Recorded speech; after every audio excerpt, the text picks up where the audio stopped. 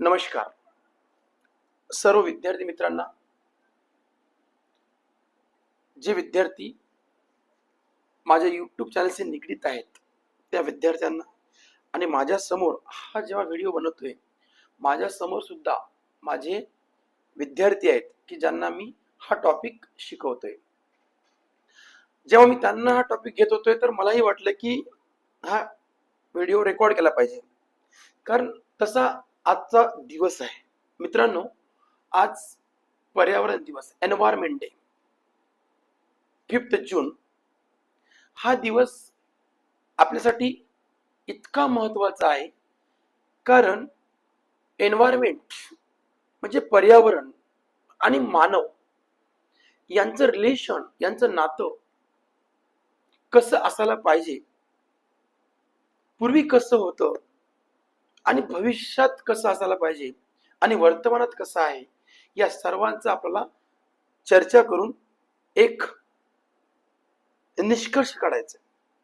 मला वाटते हा दिवस जेव्हा सेलिब्रेट करतोय आपण, एन्व्हायरमेंट डे, याचं कारण हा दिवस सेलिब्रेट करण्याची आपल्यावर वेळ का आली,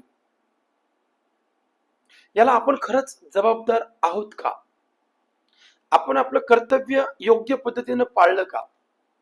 कारण जेव्हा ही अर्थ निर्माण झाली तर पृथ्वी 4.5 बिलियन इयर्स अगो निर्माण झाली, म्हणजे साधारणतः 4.5 बिलियन इयर्स अगो, म्हणजे खूप अगोदर मित्रांनो.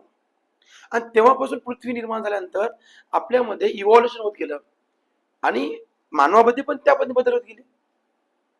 7 करोड इयर बिफोर लेमूर नावाचा एक मानव आपल्या अर्थ वरती उपस्थित होता. नंतर 4 करोडला इजिप्तपिथिकस, त्यानंतर 2.5 करोडला ड्रायपिथिकस, 1 करोडला रामापिथिकस, 50,000 ला क्रोमॅग्नन. हे असं डेव्हलप होत गेलं नेचर. मानव डेव्हलप होत गेला, मानवाच्या फिजिकल हेल्थ मध्ये, शारीरिक बदलामध्ये सुद्धा बदल होत गेला, बुद्धीमध्ये पण बदल होत गेला. मानव काळाप्रमाणे विविध पद्धतीने त्यामध्ये विकास करत गेला. परंतु ज्या मानवाचा विकास झाला त्याच पद्धतीनं आपण अर्थ, आपल्या पृथ्वीचा, जे आपलं घर आहे, हे आपलं कुटुंब आहे, हे आपल्या कुटुंबाचा, कारण या कुटुंबामध्ये अदर प्राणी म्हणजे ॲनिमल्स, बर्ड्स, हे सगळे इन्व्हॉल्वमेंट आहेत, हे आपण विसरलो का.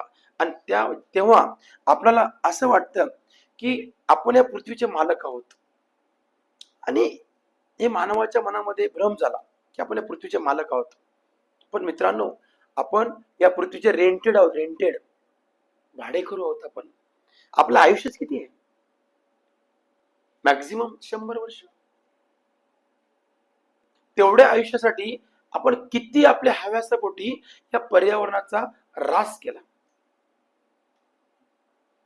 दुसरी बाब, मानवी लोकसंख्या इतकीच वेगाने वाढली की दुसऱ्या ॲनिमलचं वर्चस्व कमी झालं किंवा संख्या कमी झाली. त्यांचं जे घर आहे, जंगल, फॉरेस्ट, ते सुद्धा संपलं.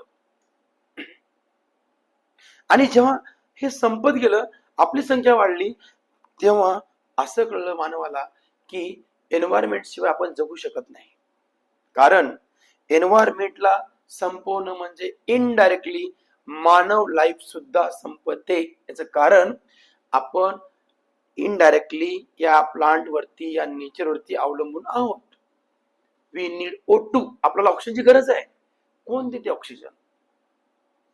प्लांट्स.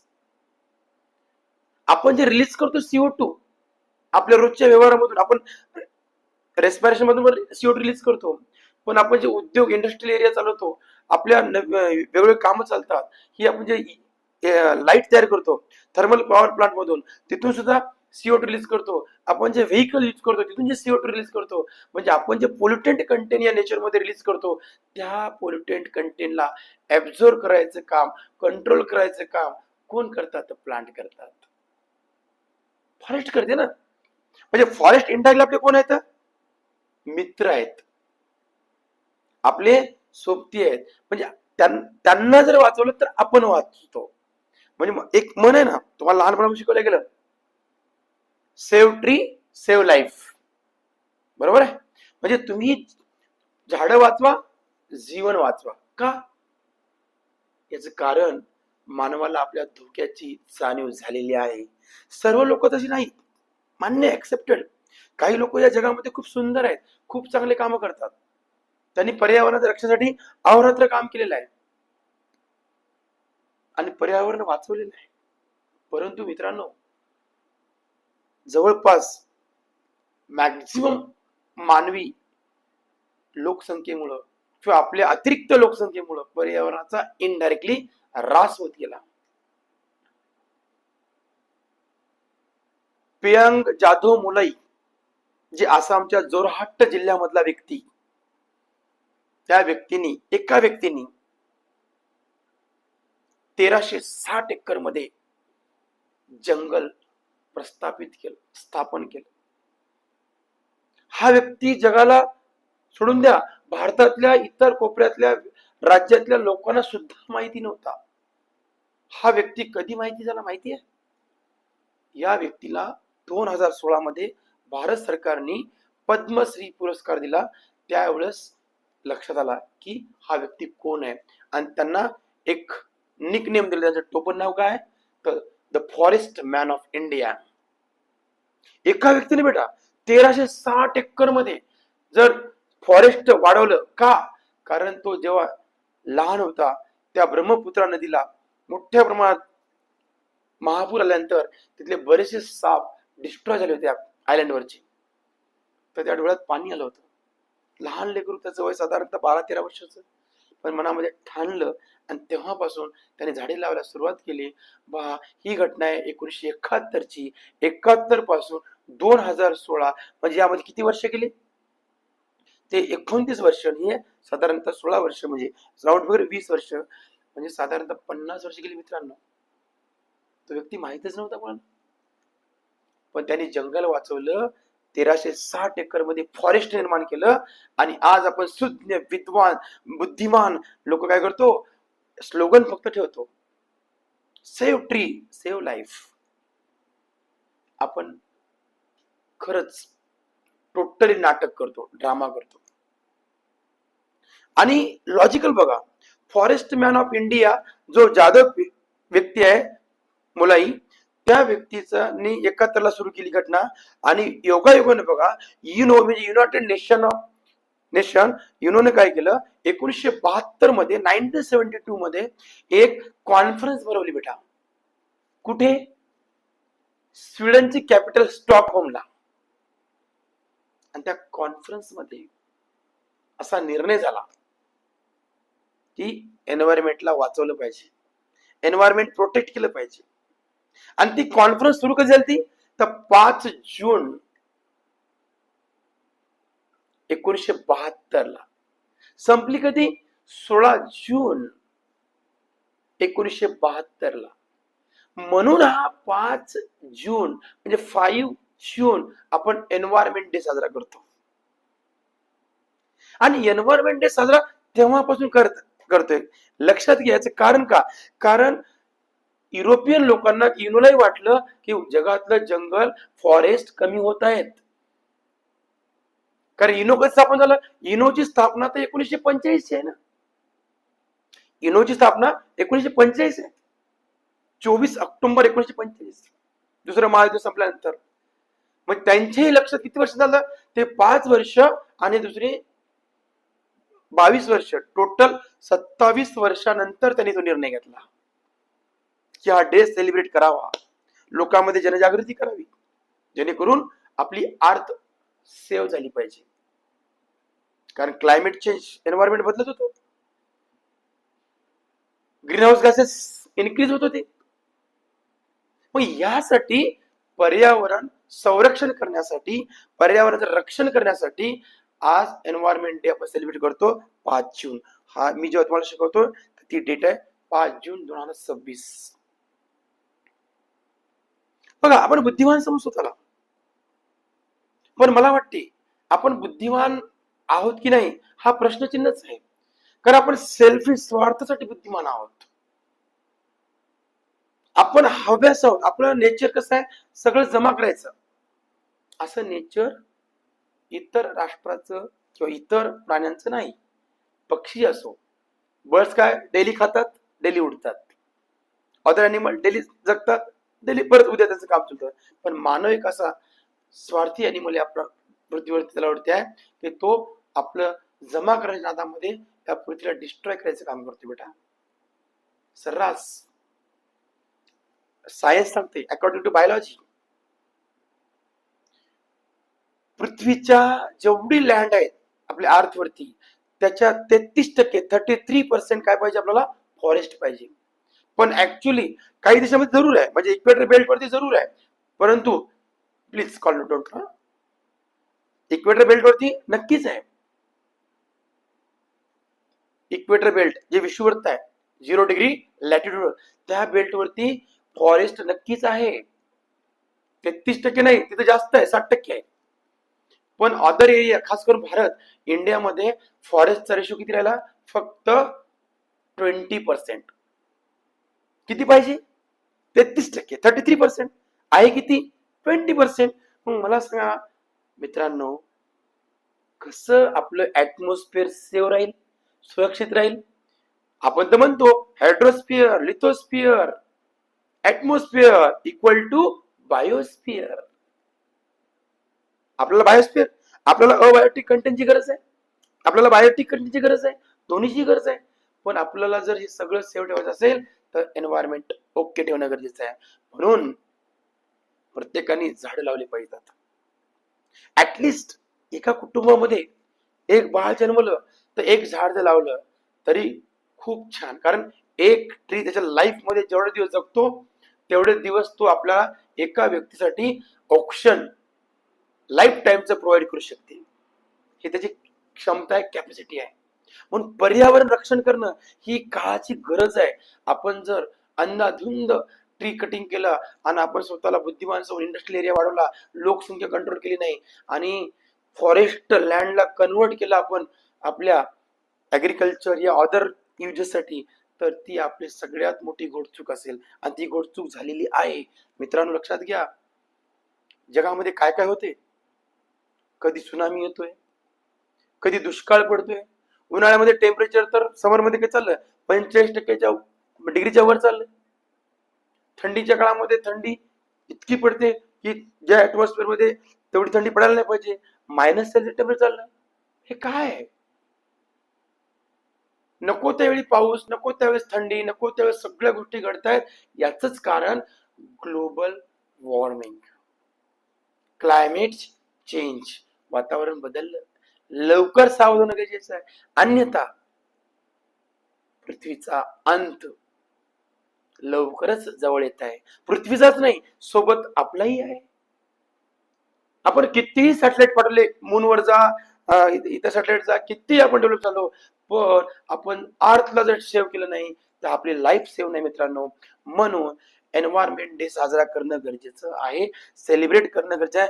नुसतं स्लोगनसाठी नाही, तर नवीन पिढीसाठी. तुम्ही माझ्यासमोर जे विद्यार्थी बसलात 11वी 12वीचे, त्या विद्यार्थ्यांना, तुमच्या विद्यार्थ्यांना तुमच्या लेवलला तुमच्यामध्ये रुजवलं पाहिजे. आपण प्रत्येकानेच एक एक झाड लावलं पाहिजे आणि हे जे पृथ्वीचं संरक्षण केलं पाहिजे. मग विचार करा, आज मी बायोलॉजी शिकवते बरोबर आहे, मी जेव्हा बायोलॉजी 11वी 12वी शिकवतो तुमच्याशी, त्या 11वी 12वीच्या बुक्स मध्ये इकोलॉजी विषय का ठेवला असेल बरं?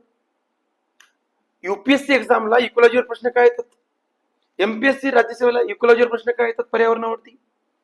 कारण काळाची गरज झाली. कदाचित तुम्ही पर्यावरणाचा अभ्यास लालचीने जरी करसाल, तुम्हाला नीट पास व्हायचं, इकोलॉजी प्रश्नाची माहिती घ्यायची आहे, मग तुम्हाला कळतं की नाही, pollutant content, carbon monoxide, carbon dioxide, sulphur dioxide, हे सगळे तुम्ही काय करले, परीक्षेसाठी अभ्यास करताय. पण कदाचित तुमच्यामध्ये अंतर्मन जागृत होईल आणि भविष्यामध्ये जे नवीन तुम्ही भारताचे नागरिक आहात, त्या भारताला सेव्ह कराल. कदाचित भारताला सेव्ह कराल तर आपण जगालाही सेव्ह करू, बरोबर आहे. म्हणून आपण अभ्यासक्रमामध्ये एन्व्हायरमेंट हा सब्जेक्ट चांगला स्ट्रॉंग पद्धतीने ठेवला. प्रत्येक एक्झाम मध्ये या एन्व्हायरमेंट वरती प्रश्न येतात बेटा. म्हणून तुम्हाला काय प्रश्न येतील, तर एन्व्हायरमेंट नुसतं एक्झामसाठी नाही, एक्झाम ठेवाच, कारण तुम्हालाही नोकरीची गरज आहे, नो डाऊट्स. पण भविष्यामध्ये तुम्ही सुद्धा पर्यावरणाला जितक्या पद्धती हातभार लावाल तेवढ्या पद्धतीने हातभार लावा. याच्या अगोदर आपण एक व्हिडिओ केला आठवते बेटा, मी तुम्हाला शिकवत असताना सांगितलं होतं की फॉरेस्ट कन्झर्वेशन ऍक्ट हा कधी झाला? 1972 मध्येच झाला. बघा इकडे युनोची परिषद भरली, कॉन्फरन्स स्टॉकहोमला निर्णय झाला की पर्यावरण संरक्षण करायचं. लगेच भारताने ऍक्शन घेतली. त्यावेळेस इंदिरा गांधी प्राईम मिनिस्टर होत्या, त्यांनी लगेच पार्लमेंटमध्ये लॉ पास केला आणि फॉरेस्ट कन्झर्वेशन ऍक्ट 1972 पास केला. राईट. बघा युनोची परिषद, आणि तेव्हापासूनच युनोनं डिक्लेअर केलं 5 जून एन्व्हायरमेंट डे. तेव्हा तिकडे भारतामध्ये प्राईम मिनिस्टर इंदिरा गांधींनी काय केलं? फॉरेस्ट कन्झर्वेशन ऍक्ट पुढे आणला. बघा अजून एक घटना सांगतो. लगेच काय केलं माहिती का? तिथून 2 वर्षांतर वॉटर कन्झर्वेशन ऍक्ट तयार केला. वॉटर कन्झर्वेशन ऍक्ट म्हणजे पाणी वाचवा. नंतर काही दिवसांतर काय केलं? एन्व्हायरमेंटल प्रोटेक्शन ऍक्ट 1986 पण तयार केला. म्हणजे भारताने जो जो निर्णय युनोने घेतला त्याचा पुढाकार घेतला बरं का. आणि भारताचा एरिया पूर्ण किती आहे? 32,32,87,263 स्क्वेअर किलोमीटर एवढा एरिया आहे ना. तर एवढ्या एरियापैकी 2 लाख स्क्वेअर किलोमीटर तर भारतामध्ये थार डेझर्ट आहे, वाळवंट आहे. म्हणजे ऍक्च्युअली 30 लाखच आहे. आणि त्याच्यापैकी फक्त 20% जंगल राहिलं. किती? फॉरेस्ट एरिया फक्त 20% आहे. म्हणजे तुम्ही आता 30 लाखाची 20% काढा. म्हणून आपण खूप मोठी चूक केली आहे. म्हणून आपल्याला आता save the tree save the life म्हणावंच लागेल. म्हणून 5 जून हा दिवस उत्तम पद्धतीने सेलिब्रेट केला पाहिजे. विथ तुम्हाला मार्क मिळावी म्हणून मी तुम्हाला नक्कीच अभ्यासाच्या पद्धतीने पण सांगितलेलं आहे. युनोची स्थापना, तिथून 27 वर्षानंतर स्टॉकहोम परिषद कॉन्फरन्स, त्यानंतर पुन्हा मग कसा लॉ आला, हे म्हणजे 5 जून हा एन्व्हायरमेंट डे कसा सेलिब्रेट केला जातो ते तुम्हाला मी सांगितलं. कळलं? कळलं बेटा? नक्की ही असं कन्सेप्ट. मग परीक्षेला प्रश्न काय येतील? आता मी तुम्हाला क्वेश्चन घेतो एक्झामला आलेले. बघा पहिला क्वेश्चन काय आहे तुमच्यासाठी एक्झामला आलेला? पहिला क्वेश्चन फर्स्ट क्वेश्चन आहे बेटा. World environment day 5 June when is world environment day celebrate? किती तारखेला साजरा केला जातो? When is world environment day celebrate? तर 5 जून. कधी केला जातो? तर 5 जून. इथं ऑप्शन काय होते बेटा? 22 एप्रिल. काय ऑप्शन होते? 22 एप्रिल. दुसरा ऑप्शन काय होता बेटा या ठिकाणी? 5 जून, 16 सप्टेंबर, 21 जून. हे दुसरा क्वेश्चन बेटा. Next question. Okay. Next question. World environment day was established by? World environment day 5 जूनचा जो डे आहे ते कुणी इस्टॅब्लिश केला बेटा? प्रश्न कळला? तर तुमच्या इथं पहिला सांगतो, मला ऑप्शन सांगतो. पहिला ऑप्शन आहे WHO. केला का? नाही. दुसरा ऑप्शन आहे युनेस्को. केला का? नो. तिसरा ऑप्शन आहे युनायटेड नेशन. केला का? येस. आता सांगितलं युनायटेड नेशन. आणि चौथा आहे वर्ल्ड बँक. काय संबंध आहे का? WHO, युनेस्को आणि वर्ल्ड बँकचा काही संबंध नाहीये. हा केला कोणी? युनोने केला. कोणी? United nation. युनायटेड नेशन स्थापना कधी झाली? तर 24 ऑक्टोबर 1945. 24 ऑक्टोबर 1945. आलं? त्याच्यामध्ये सध्या 195 देश आहेत. 195 कंट्रीज इन्व्हॉल्व आहेत युनो मध्ये. तिसरा प्रश्न काय बेटा? तिसरा question. The first environment day was celebrate? पहिल्यांदा फर्स्ट एन्व्हायरमेंट डे जे 5 जून आहे ते कोणत्या वर्षी सेलिब्रेट केलं सांगा बरं? आता सांगितलं. कधी केलं? तर 1973 मध्ये केला. किती केला? 1973. का? याचं रिझन सांगतो. कारण 1973 का? कारण 1972 ला सेलिब्रेट केलं ते काय? हे युनोनं कॉन्फरन्स भरवली होती स्टॉकहोमला कॉन्फरन्स भरवली आणि तो डे नेक्स्ट इयरला ते सेलिब्रेट केला. म्हणजे पहिल्यांदा फर्स्ट कधी केला? 1973 ला. समजलं? माइंड मध्ये गेला क्वेश्चन? बघा एक नागरिक म्हणून, एक विद्यार्थी म्हणून सगळ्या अंगाने आपण त्याला पाहणार आहोत. Number next. The okay don't move please. Don't move. Okay हलायचं नाही. Which UNO body lead World environment Day? त्यामध्ये एक बॉडी आहे. Which UNO body leads World environment Day? कोणती बॉडी एन्व्हायरमेंट डे साठी जबाबदार आहे, रिस्पॉन्सिबल आहे, या पुढे काम करते, या नेतृत्व करते? परत दिले UNDP, युनिसेफ, UNEP या FAO. तर करेक्ट आन्सर आहे UNEP. Okay, union national United Nation Environment Programme. United Nation Environment Programme ही बॉडी काय करते बेटा, ती लीड करते. UNEP कोणती, UNEP. हा क्वेश्चन एक्झामला आलेला आहे. UNEP स्टँड फॉर, UNEP चा फुल फॉर्म काय, what is full form of UNEP, United Nation Environment Programme. United Nations Environment Programme, UNEP. Okay, next. The theme of world environment day change. Environment ची जी theme होती ती काय केली मग, दरवर्षी केली, म्हणजे एव्हरी इयर. कधी, प्रत्येक वर्षी 5 जूनला हा डे सेलिब्रेट केला जातो. Which gas is mainly responsible for global warming. आला क्वेश्चन, ग्लोबल वॉर्मिंग साठी कोणता गॅस रिस्पॉन्सिबल आहे, तर CO2. तुमच्या गाडीमधून निघते, व्हेकल मधून निघतं, कंपनीमधून निघतात. आपण रेस्पिरेशन करताना जेव्हा एक्झेल करतो तेव्हा आपल्यामधून CO2 एक्झेल होतो. आपण देखो घेताना किती घेतो, आपण 21% ऑक्सिजन इनहेल करतो. सोबत आपण काय करतो, 78% नायट्रोजन आणि अदर गॅस, आणि विथ CO2 ओनली 0.03%.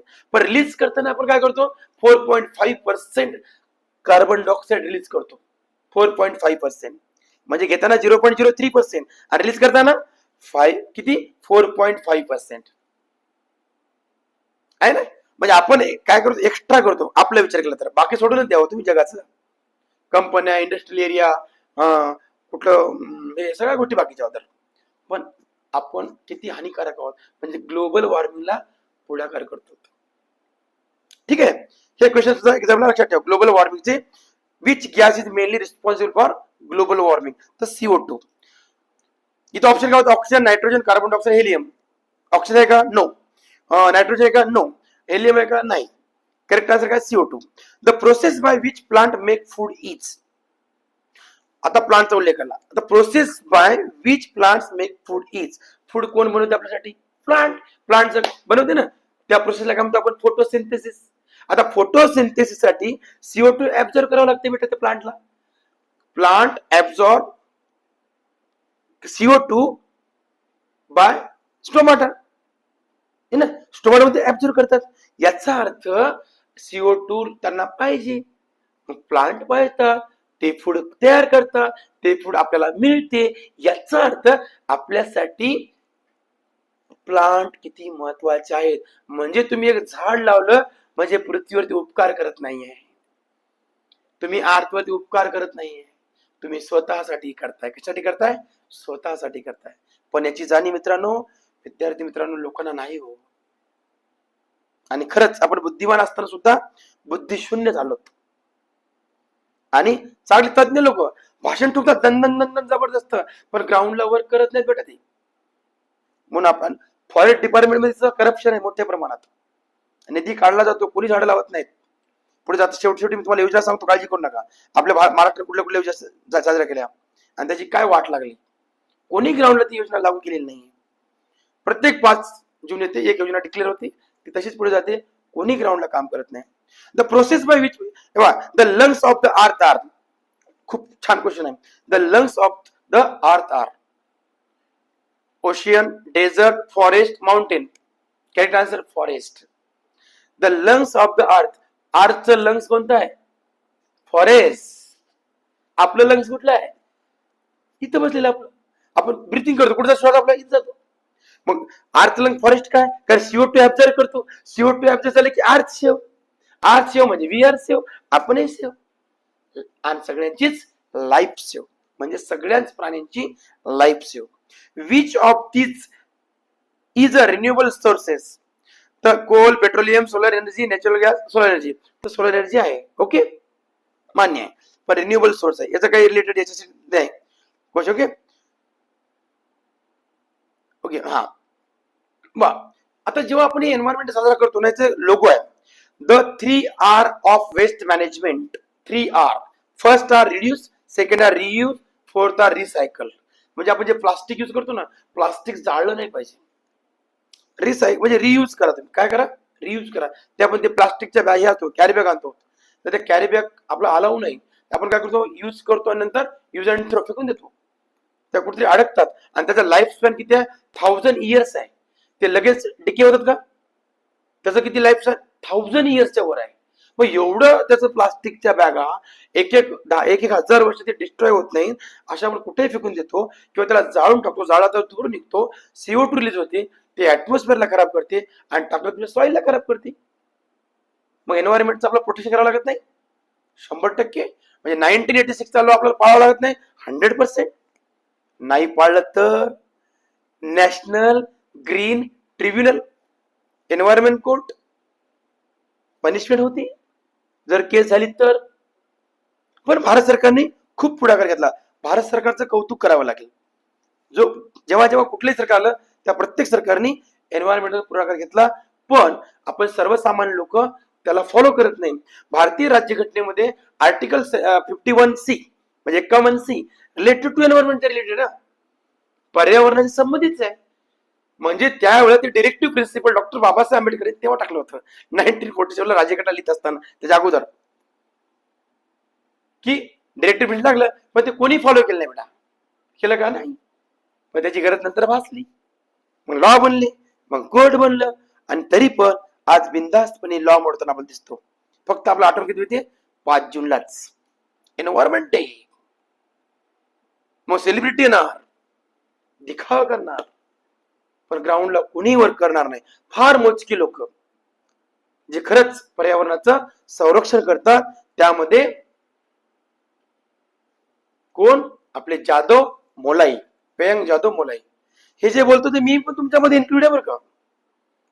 मी सुद्धा कुठे लावतो,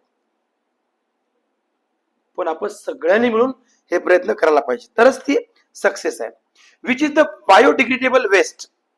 बायोडिग्रेडेबल वेस्ट. आता बायोडिग्रेडेबल वेस्ट म्हणजे कोणते, जर निसर्गामध्ये जे तुम्ही लगेच डिके होणारे जे पदार्थ त्याला बायोडिग्रेडेबल म्हणतो, पण जे नॉन बायोडिग्रेडेबल अशा वस्तू आपण रियूज करायला पाहिजे, रिन्युएबल करायला पाहिजे, रिसायकल करायला पाहिजे.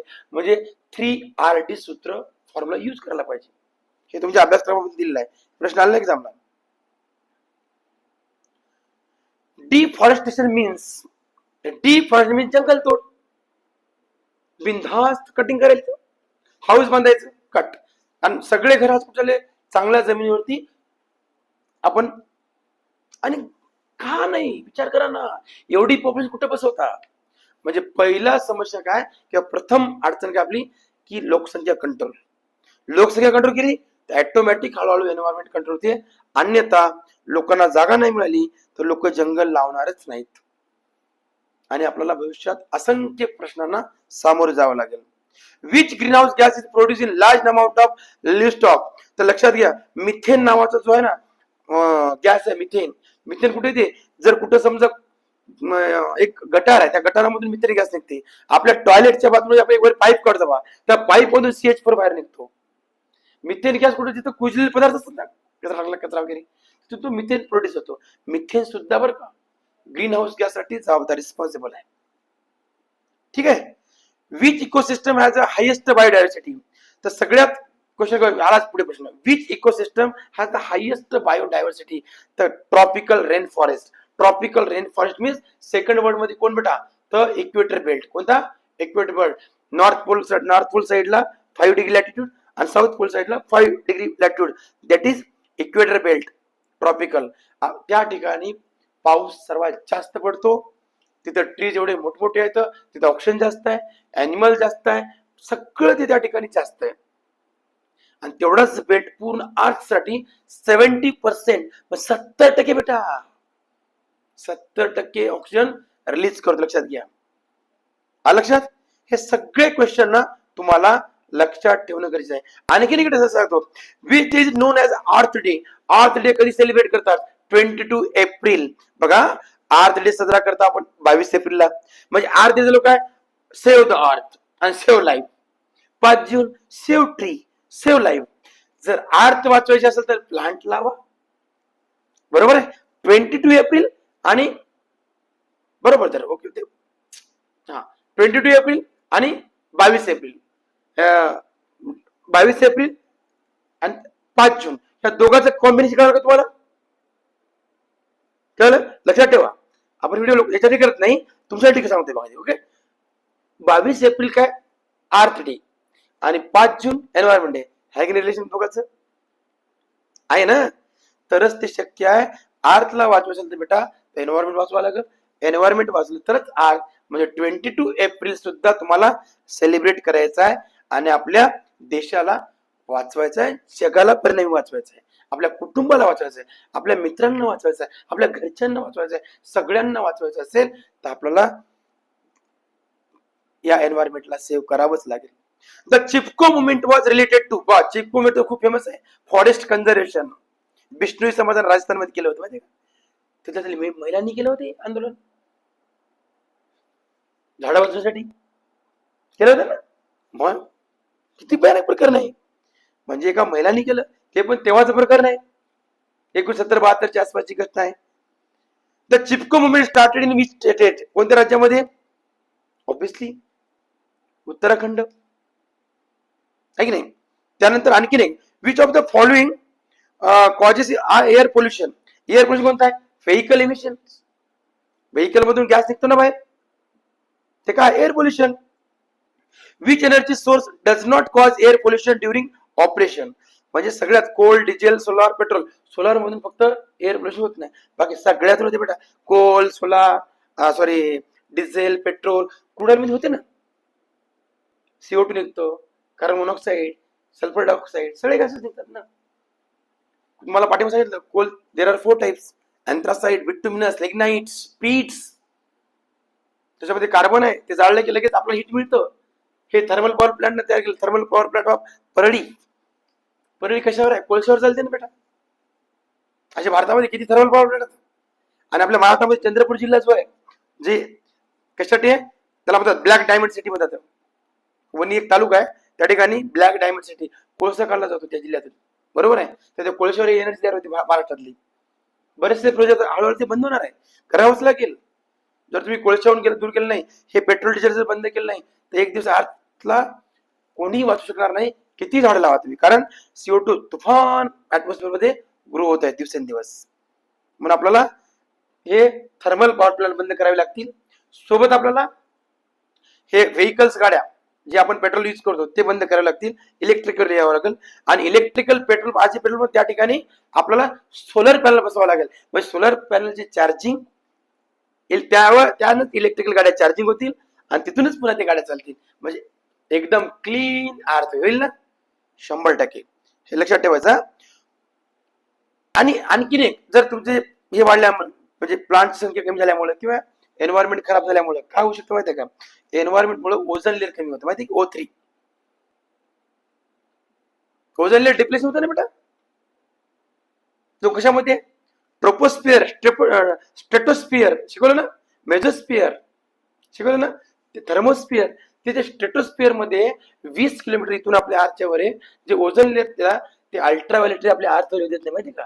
पण तुम्ही एन्व्हायरमेंटल जर सगळे पोल्युशन कंटेंट वाढवले बेटा, तर काय होईल? ते ओझोन लेअर डिप्लेशन होते, दिवसेंदिवस कमी होतोय आणि त्याचा भगदाड पडलेला आहे. कुठे? नॉर्थ पोल वरती, लक्षात घ्या. आणि आपल्या अर्थ वरती रेकॉर्डेड टेम्परेचर 54 सेल्सिअस नोंद केलेली आहे, लक्षात. म्हणून आपण इतक्या धोक्यामध्ये आहोत, हे लक्षात ठेवायचं. Which international agreement aims to protect the ozone layer. असं कोणतं इंटरनॅशनल अग्रीमेंट तयार झालं की जे ओझोन लेअरला प्रोटेक्ट करा यासाठी तयार केलं? सगळ्या देशांनी मिळून, सगळ्या देशांनी अग्रीमेंट तयार केलं की ओझोनला डॅमेज होईल अशी तुम्ही इंडस्ट्री चालू शकत नाही. त्यासाठी मॉन्ट्रियल प्रोटोकॉल, एक मॉन्ट्रियल प्रोटोकॉल हे अग्रीमेंट बनवलं भारत जगामध्ये, वर्ल्ड मध्ये. त्यामध्ये भारत सुद्धा इन्क्लूड आहे बेटा. Biodiversity means variety of life forms. बरोबर आहे. हे सगळे प्रश्न लक्षात ठेवा. Which animal is India's national animal? Tiger. टायगरला आपण नॅशनल एनिमल का एनिमल म्हणून का डिक्लेअर केलं माहिती आहे? 1951 ला जेव्हा सेन्स झाली होती तर भारतामध्ये 18,000 टायगर प्रेझेंट होते, 18,000. ती संख्या आता आली फक्त 1400 वरती. आणि बघा ना, इंग्रज त्या मानानं खूप चांगले होते भारतामध्ये. इंग्रजांनी 1936 मध्ये, 1936 मध्ये national Jim Corbett National Park establish केलं होतं. कुठे? उत्तराखंड मध्ये. महाराष्ट्राने 1955 मध्ये ताडोबा नॅशनल पार्क स्थापन केलं 1955 मध्ये. आणि आज सध्याच्या कंडिशन भारतामध्ये 106 नॅशनल पार्क आहेत. नॅशनल पार्क म्हणजे काय बेटा? अॅनिमलला स्टोअर करणं, सेव्ह करणं. कारण इकोसिस्टम काय बॅलन्स पाहिजे ना. आर्थवर सगळ्यांना जगायचा अधिकार. वृक्षवल्ली आम्हा सोयरे वनचरी, आपले संत म्हणून गेले तर वृक्षवल्ली आम्हा सोयरे वनचरी. वृक्ष आमचे पाहुणे आहेत. No, don't worry, no need for, no important. Okay, म्हणजे वृक्षवल्ली आम्हा सोयरे वनचरी म्हणजे बघा वृक्षांना कसं जपावं लागते, पाहुण्यासारखं जपावं लागते. हा, कळलं का? म्हणजे आपले संत काय चुकी सांगितले का? संत तुकाराम महाराज, संत ज्ञानेश्वर महाराज, हा, संत तुकडोजी महाराज, संत एकनाथ महाराज, या सगळ्या जे वारकरी संप्रदाय आहे नाही त्यांनी पर्यावरणाचं महत्व दाखल केलं. पण आपले जाणणारे छत्रपती शिवाजी महाराज यांनी त्या काळामध्ये एवढे गड किल्ले बांधले, त्यांनी जंगल कट केले का? किती घनदाट जंगल होतं. त्यांनी ते वाईचा जो किल्ला होता राजगड, अफजल खानाचा कोथळा बाहेर काढला होता ना, त्या ठिकाणी जो किल्ला किती घनदाट जंगलामध्ये, अफजल खान शिवाजी महाराज का मारू शकले माहितीये का? त्या जंगलामुळं. त्या जंगलाच्या त्या किल्ल्याच्या पायथ्याशी इतकं घनदाट जंगल होतं की दिवसा प्रकाश पडत नव्हता जमिनीवरती. आणि तिथं त्या वाघाला बोललं होतं. आणि त्या पुतळा बोला, आपण फक्त चित्रपट पाहतो शिवाजीराजे, आपली छाती फुगते बाहेर. हा, लगेच छत्रपती शिवाजी महाराज की जय, बस. ग्राउंडला काहीच नाही. पण विचार करा, शिवाजी महाराज खरं सांगू का, एन्व्हायरमेंटचे म्हणजे पर्यावरणाचे खरे रक्षक होते. आपला ते आपल्या महाराष्ट्रामध्ये जन्मले, किती आपलं दैवत बघा. छत्रपती शिवाजी महाराजांनी पर्यावरण रक्षण केले बेटा. त्यांनी कधीच राज केलं नाही, उलट केले. त्यांनी एक हे अधिकार काढला होता, संभाजीराजांनी शिवाजी महाराजांनी एक अधिकार काढला होता की तुम्हाला जर किल्ले बांधताना किंवा आरमार बांधताना किंवा सीप बांधताना, जहाज बांधताना तुम्ही झाडं तोडा, पण कोणते झाड तोडा? आंबे, चिक्कू अशा झाड हात लावायचं नाही. बांबू झाड तोडा. कोणते? बांबूचे. जेवढे तोडाल ना तेवढे तुम्ही नंतर लावा. कुठल्याही शेतकऱ्याला नुकसान करू नका, असं काही अतिरिक्त करू नका. नाहीतर राजे महाराजांनी सांगितलं कुठलेही ट्री तोडा, असं नाही. आज बघा रस्ते बांधतात, रोड बांधतात कॉन्ट्रॅक्टर, त्यांना अद्यान झाडे कट करतात, परत ते लावतात का? कागदावर असते, लिहून जाते सरकारना की आम्ही जेवढे झाडं कटिंग केली तेवढे आम्ही परत लावू. पण कोणीही ऐकत नाही बेटा, कोणी ऐकत नाही. म्हणजे किती मोठी शोकांतिका आहे. म्हणून एन्व्हायरमेंट डे हा ग्राउंडला सेलिब्रेट केला पाहिजे. दिखावा काही मतलब नाही. नाही तसं आपला अंत आहेच. ओके, म्हणून आयुष्यामध्ये save the tree, save the life हे 2026 चा 5 तारखेचा व्हिडिओ आपण जे केला, तुम्हाला पण शिकवलं बेटा. मी माझ्यासमोर तुम्ही विद्यार्थी आहात, तुम्हाला मी का इतक्या कळकळीने शिकवतो? कारण तुमच्या अभ्यासक्रमाला तर आहेच, तुमचा अभ्यास तर होईलच, तुम्हाला प्रश्न ते मिळतीलच, तुमची उत्तर तुम्हाला येतीलच, परंतु थोडी एन्व्हायरमेंट बद्दल जाणीव ठेवा. ओके, अशा पद्धतीनं आज या व्हिडिओ याच्याबद्दल थोडी तुम्हाला मी माहिती दिली. अजून काही माहिती असेल तर तुम्ही मला प्रश्न विचारू शकता. चालते व्हिडिओ कडे, काही प्रॉब्लेम. आपण व्हिडिओसाठी केलेलंच नाही, तुमच्यासाठी. हा, ही अजून काही माहिती पाहिजे का तुम्हाला? तुम्ही सांगू शकता. बऱ्याच योजना आहेत, वसुंधरा, काही ना काही भरपूर योजना आहेत. ते मी तुम्हाला पुढे काहीतरी सांगायचं आहे. ओके, धन्यवाद.